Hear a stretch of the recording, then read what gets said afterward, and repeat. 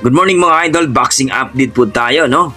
Cuadralas Casimero, mas maganda ba na aakyat na lang ito ng featherweight division sapagkat walang belt dito sa 122.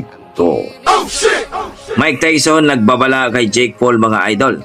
Sa November 15 po ang kanilang laban ay talagang bakbakan po yan mga idol. At ngayon po mga idol, itong si Mike Tyson na may edad na rin mga idol. Lalabanan itong si Jake Paul na talagang malaki din, no? Gusto daw ni Mike Tyson na talagang bakbakan, kumbaga patayang bakbakan mga idol. Ayaw din niyang takbuhan dahil itong si Jake Paul daw mahilig daw tumakbo ito.